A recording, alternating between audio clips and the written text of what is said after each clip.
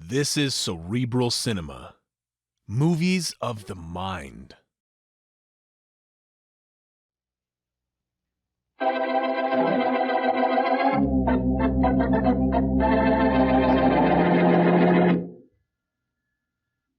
want to answer the door, Mary? I don't want to, Blackie, but I will. It's probably John Blake. He phoned just before you got here and said he was coming right up. Well, anyhow, I arrived in time to open the door anyhow.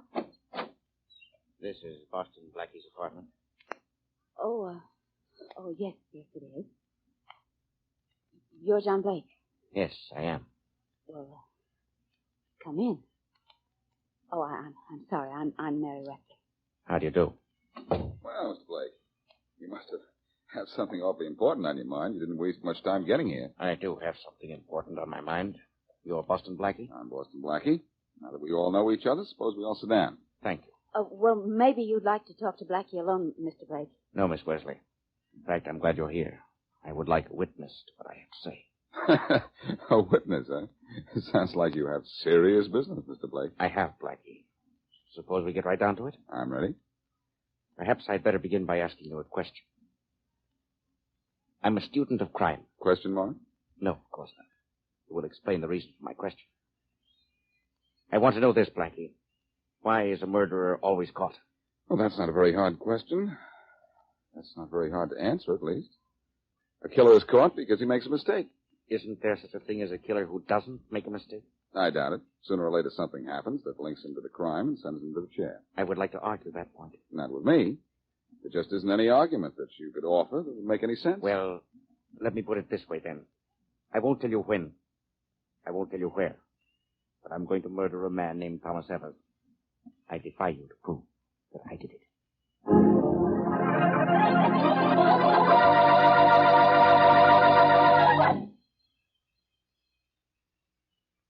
And now back to Dick Calmer as Boston Blackie. Enemy to those who make him an enemy. Friend to those who have no friend.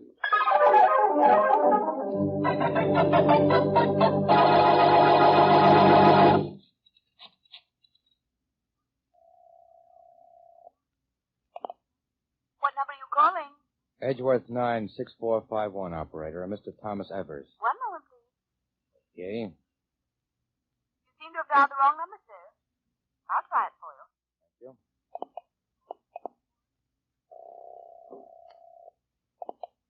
Hello? Hello, Tom. Yeah? Who's this? This is Bill. Oh, hello, Bill. How are you? Fine. Say, how about lunch today? Sure. What time? Well, you name it. Well, I'll be busy till about 1. How about 1:30? Good. Meet me at my office, huh? Sure. Oh, say, Bill, what time is it now? My watch has stopped. Let's see. Well, it's exactly 8:30. Thanks. Well, I'll see you about 1:30. Tom! Tom, what's the matter? Tom!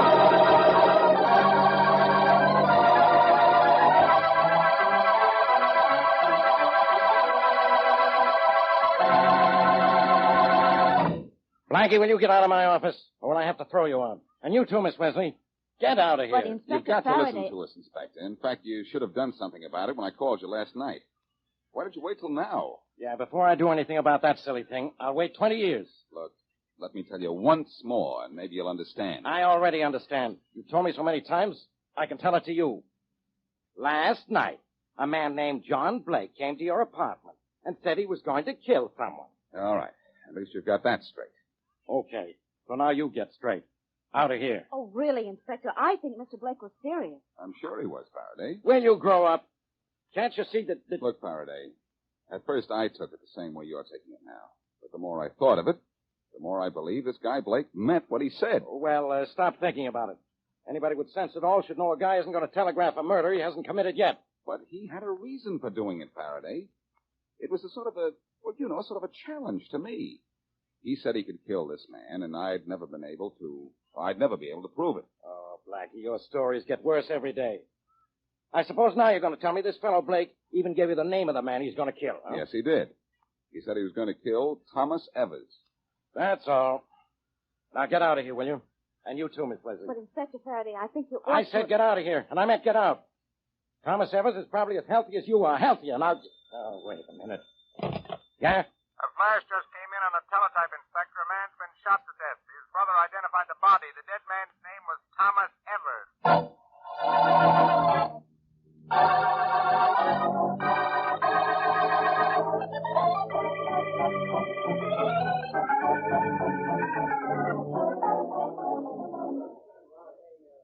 The body's still right where you found it, Rollins? Yes, Inspector. Everything's just as it was when we found, except we put the telephone receiver back on the hook.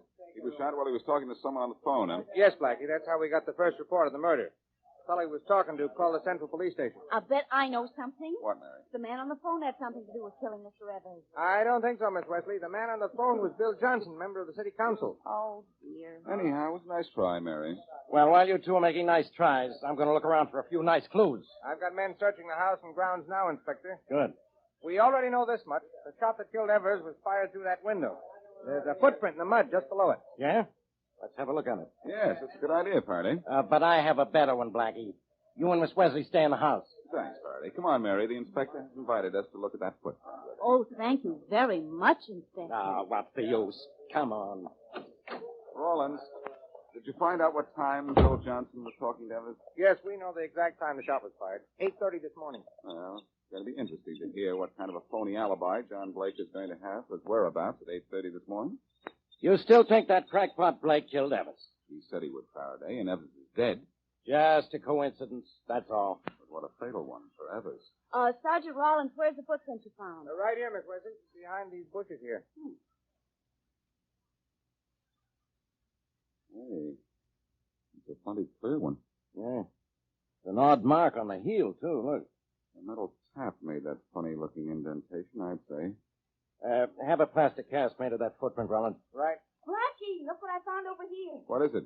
What are you staring at, Miss Wesley? Haven't you ever seen a pile of leaves before? Yes, I have, Inspector, but there's a gun in this leaf pile. The gun, Mary? This isn't it?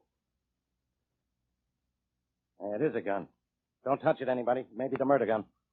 Rollins, Yes, sir? we'll take this gun down to headquarters and test it for fingerprints. Sure. Now, careful how you handle it. Now, we'll run that down to headquarters and send a man out here to make a plaster impression of that footprint. I think I'll go see Evers' brothers, Faraday. I'd like to have a talk with him. He's got trouble enough now without you. Come on, Rollins. Mary, John Blake said he would kill Tom Evers. I said he couldn't get away with it. He kept his word. Now I've got to keep mine.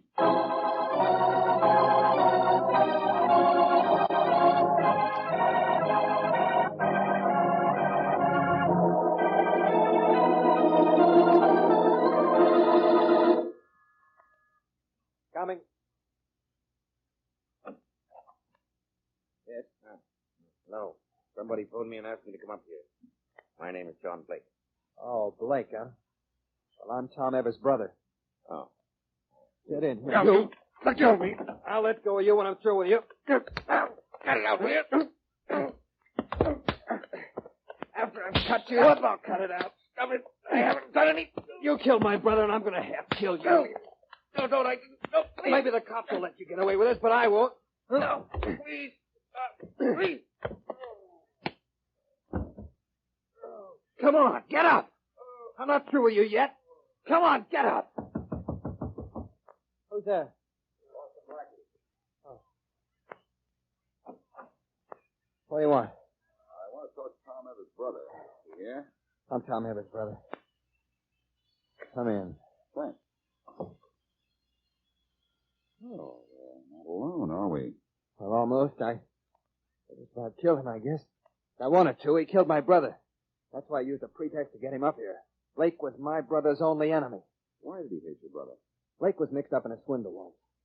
Tom produced the evidence that sent Blake to jail. Well, there's evidence down at police headquarters that's going to send Blake to jail again. Only this time, he's going to sit his sentence out in the electric chair.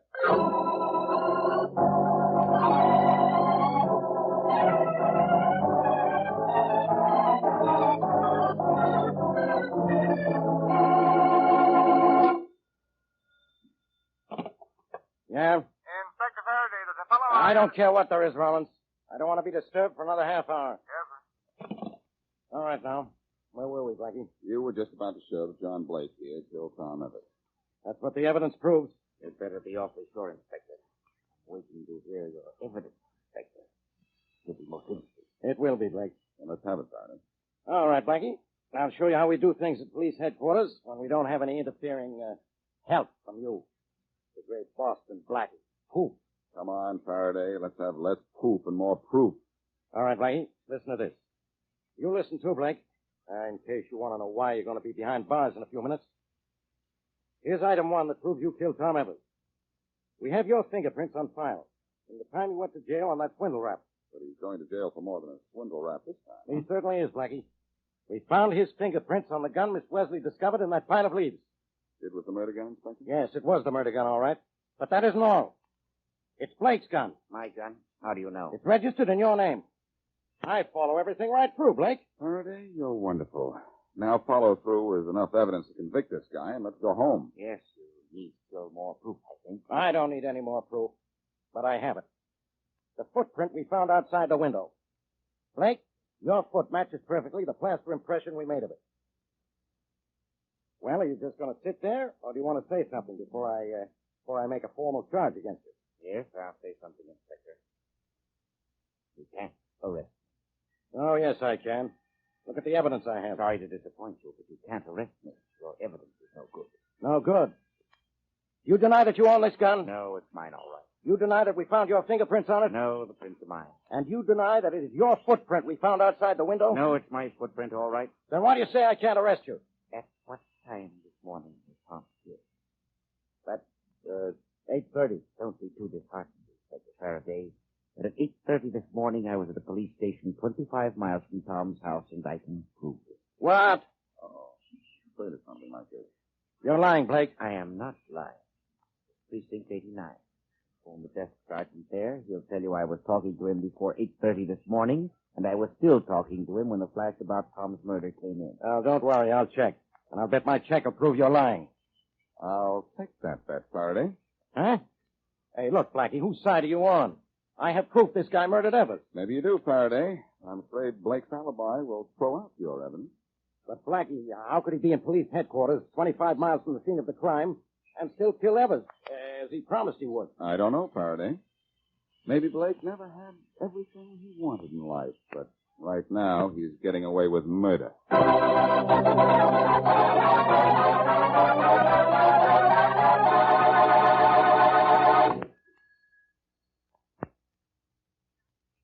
And now back to Boston Blackie.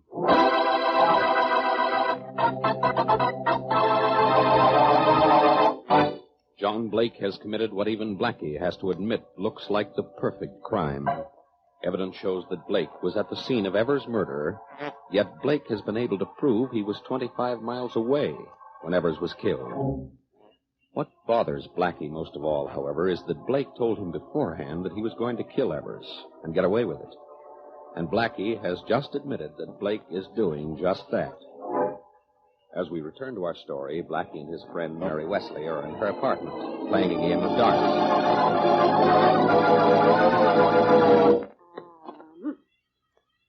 300.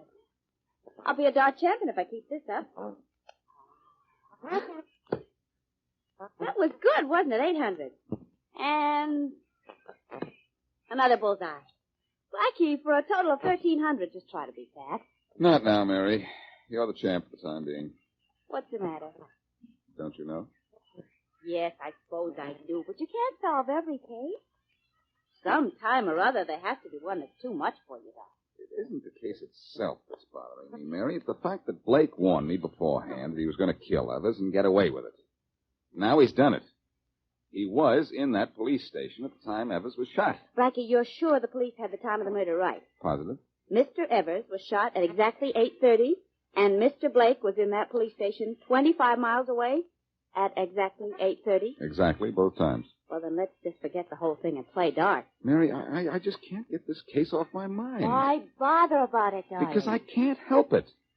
Do you know what the only two possible solutions of this thing are? What? Either Blake did not kill Evers, which I doubt, or he's committed the perfect crime, which I won't admit.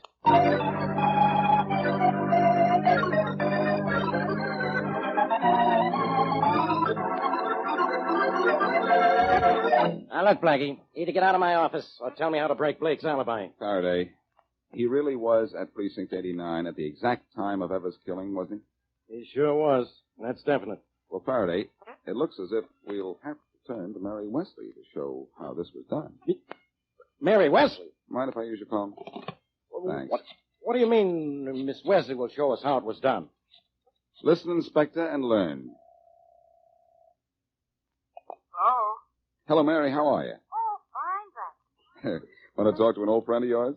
Sure. Just a minute. Here, Faraday. You talk to her. What for? Never mind what for. Just talk to her. I don't want to. Don't be shy, Faraday.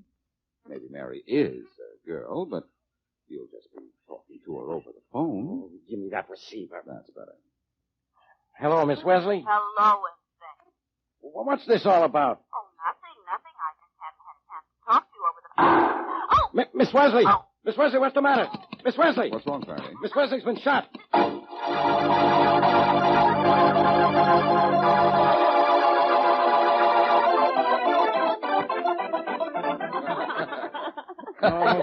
All right, Blackie. Laugh your head off if you want to. You too, Miss Wesley. But you scared the daylights out of me. I don't see anything funny about it. Well, Inspector Faraday, I'm glad you felt so badly about my being dead. That's very complimentary. And now, Faraday, don't ever deny you have a soft place in your heart for Mary. Yeah, you must have a soft place in your brain pulling a stunt like this on me. What pulling this stunt proved, Faraday, was the weak place in Blake's plan to commit a perfect crime. Yeah? I'll start explaining. How do you explain Blake's footprint in the mud under the window of the murder room? The same way I'm going to explain this footprint, Faraday. What footprint? I'll show you. Uncover that wooden box on the floor, Mary. Oh, right. That's what I want. Hey, what's that? A box full of mud? And look what's in the mud, Faraday. A footprint. My footprint. Made not by me, but by Mary, wearing one of my shoes. And there was a lot of room in it, too. And room for improvement in Blake's murder plan, too. I get it. The real killer was wearing Blake's shoes. That proves how Blake could be at Precinct 89, 25 miles from the murder scene, and still make it look as if he killed Evers. But why would he want it to look as if he killed Evers? Because he could prove he was 25 miles away. And our evidence against him would be no good. Well, what about the murder gun? I'll show you. Where's the gun you fired, Mary? Right here on the table. Thanks. All right, Faraday. Where was I at the time you heard the shot you thought killed Mary? In my office. All right. Look closely at this pistol. Yeah? Whose is it?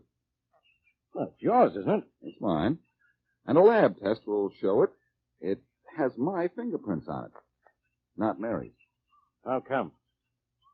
I put my fingerprints on it when I gave it to Mary. And she fired it with gloves on, and carefully, too. So she wouldn't smear my prints. Blake did that, too. Of course, I know what I've done.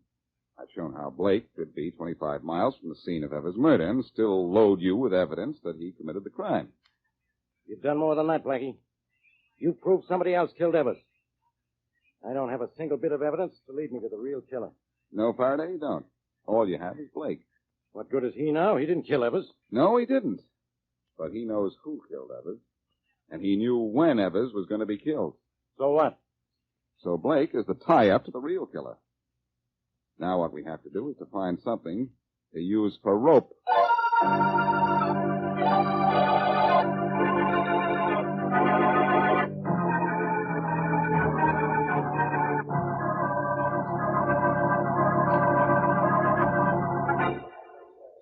Hi, Mr. Blake.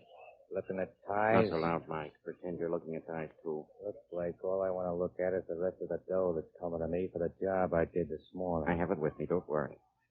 So you followed him to the store? Ah. Well, I wasn't either. Keep looking at these ties. Drop your hand below the counter, and I'll give you the money. Okay. Gibbs. Here. Oh. Feels like a big wad, all right. It is. I kept my promise. Now you keep yours. The job we did was perfect. Now get out of my life and stay out.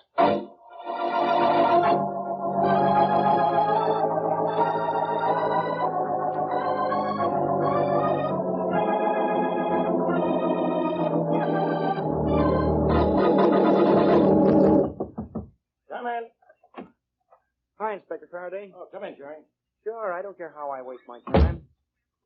Hey, we're the guys from the other newspapers. My editor says you got a hot announcement to make. I do, Jerry. But I only asked you down. I thought I'd give you a scoop. Now, what kind of a scoop can you give me, Faraday? You on the trail of Evers' killer? Better than that, Jerry. Yeah, I know.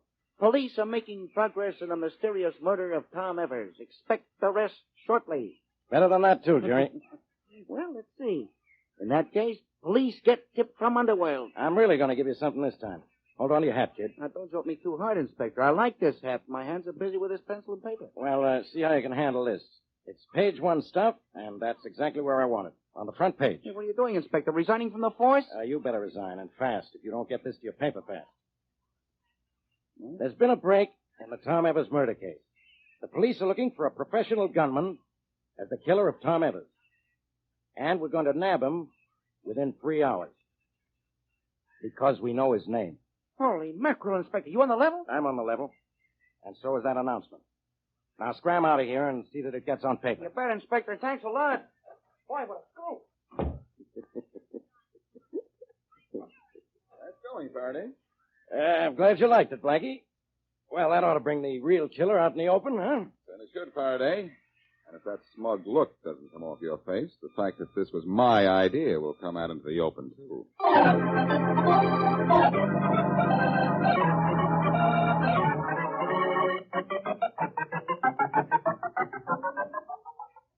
Blackie, we don't get out of this basement hole pretty soon.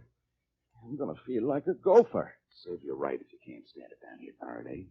Next time, try to get in on the ground floor of a murder. This won't happen to you. Now, look, it's bad enough down here without your bad jokes. I'm sorry, Faraday. The telephone line to Rollins still open? It better be. I'll see. Hello, Rollins. I'm still here, Inspector. The call to Blake hasn't come through yet. No? Well, maybe it never will. I just had a horrible thought, Faraday. Maybe something's wrong with our equipment. We haven't really tapped Blake's telephone line. The equipment's all right. I think it's your idea that's not so good. Or Blake's accomplice is smarter than we figured he'd be. Uh-oh. There's a call on Blake's line. You listening, Blackie? I'm listening. Rollins, you all set? All set, Inspector. As soon as the call comes in, the phone company will trace it for us, and we'll hop right down. Good, good. The call's complete, Faraday. Hello? Hello, Blake. You fool. Why are you calling? You good-for-nothing double-crosser. You know why. How you fool? That notice in the paper was a fake. There was nothing fake about it. You spilled it a cop. I didn't. You did. I'm going to get you like I got Evers. Only I'm not going to kill for you this time. I'm going to kill for myself. You idiot. Mike, hang up before the police trace this call. What's the difference? They know who I am. You ratted on me. Hello? Hello? Hello? It's all over, Faraday. Blake hung up. Did the call last long enough to be traced? Rollins, the phone company trace it okay? You bet, Inspector. Came from a building at 111 Echo Road. Good. Radio to squad cars 81 and 39 to close in fast and get our man. If they close in too fast, they'll run over him, Inspector. They're only a couple of blocks away. Swell. I'll be right there. Now get going. Right. It's finished, Blackie. We'll have the guy who killed Evers. Good work, Faraday. Now let's go upstairs, grab Blake, and tell him the phony news in the paper was bad news for him.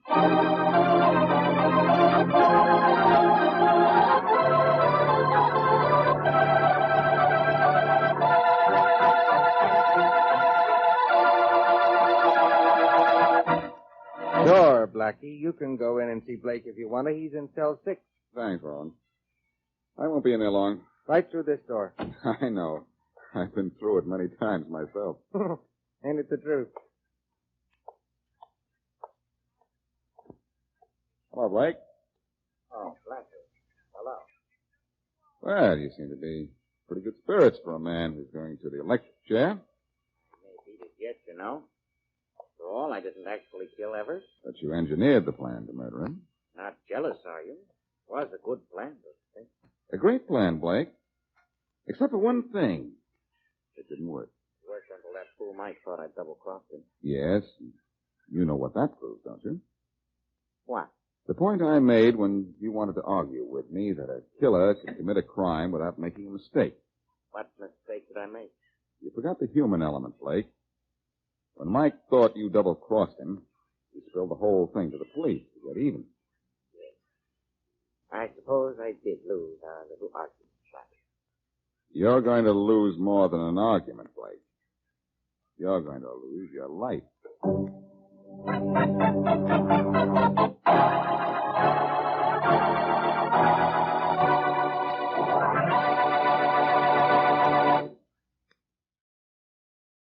Cerebral Cinema hopes you have enjoyed this movie of the mind.